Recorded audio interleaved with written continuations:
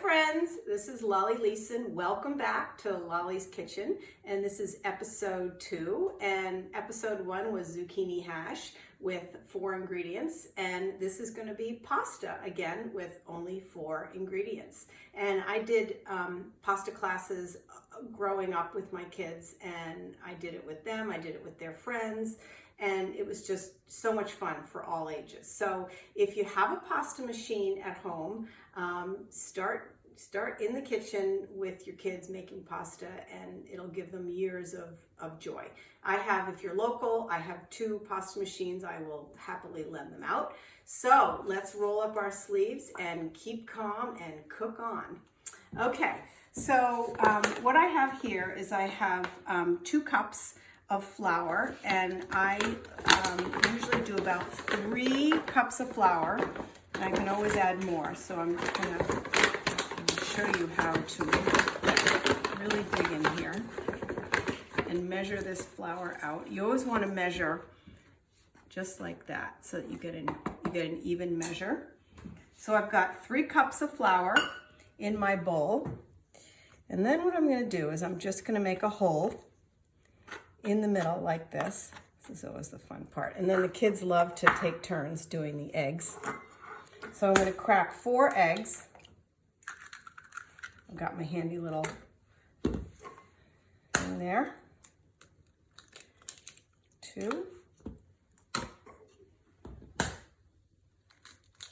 3, 4. Okay. Then I'm going to add my salt. Everything is pre-measured. 2 tablespoons of olive oil. Okay. And then I'm going to do a few herbs here. I have some parsley. And I also am going to go over and take a little bit more parsley over here. I think I just need a little bit more. You can put any kind of herbs in your pasta that you like. I'm going to do a little cilantro here. And maybe a little bit of rosemary. And then I come back over here and just chop it up.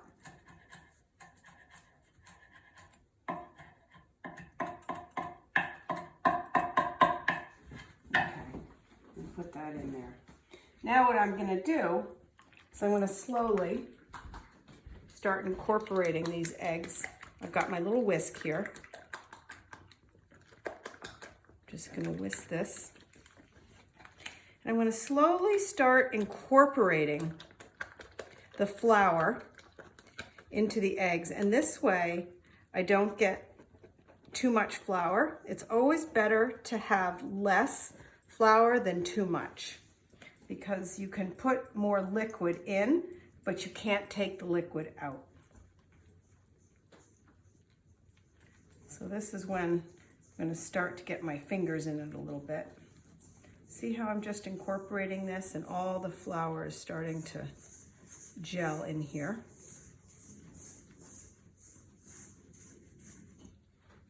Okay. Now, I'm going to start using my hands and my fingers in there and make a dough.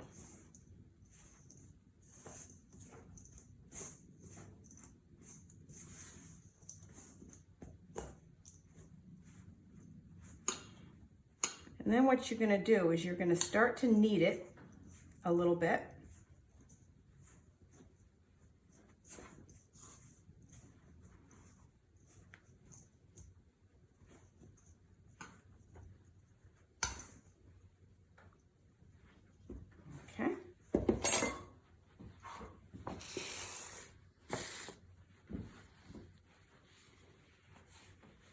Kids love to do this part.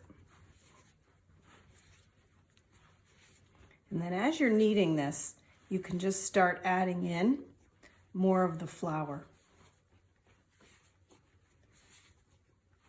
And it's going to be a little sticky in the beginning, but then you'll just start incorporating more of this flour into it, and it will just have this really nice consistency.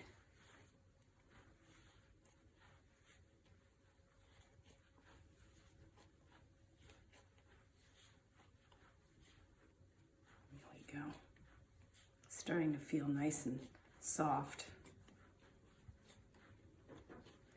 So after you've kneaded it, you're just going to put it underneath a tea towel.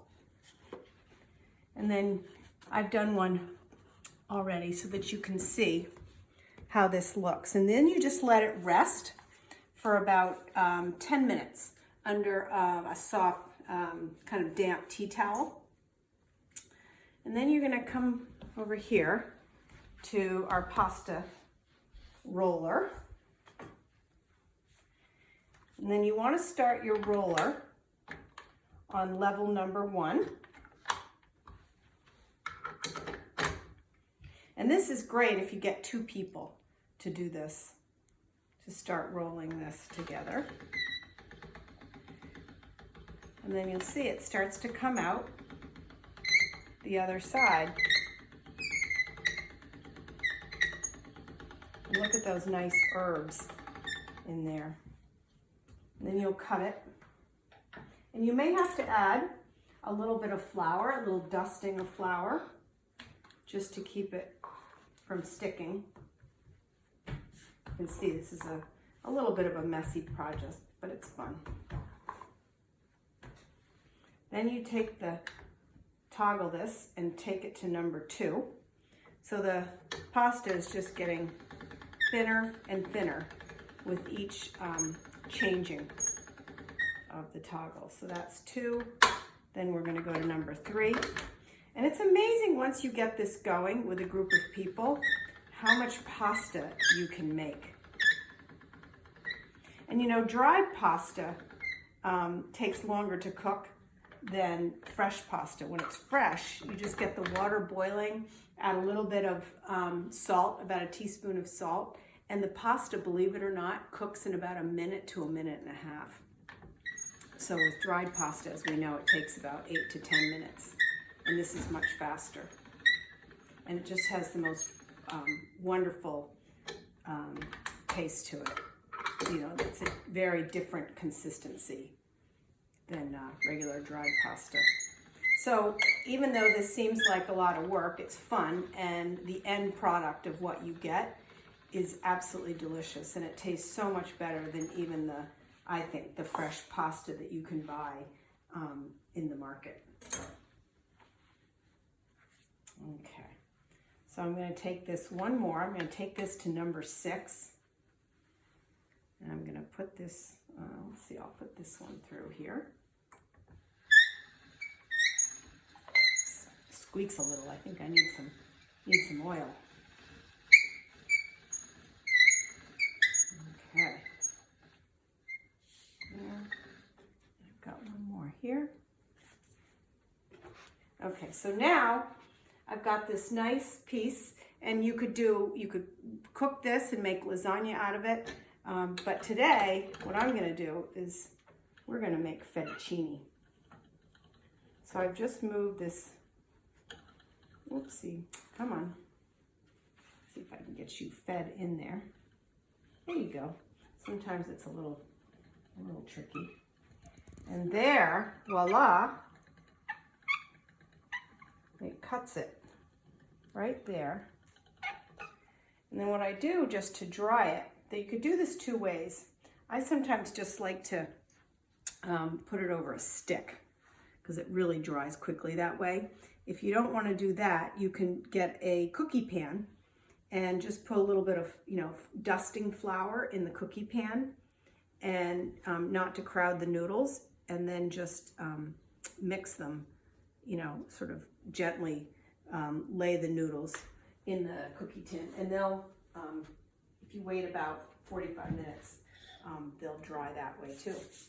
So anyway, and then you can use your favorite sauce, and you have an absolute delicious meal. Okay, bon appetit.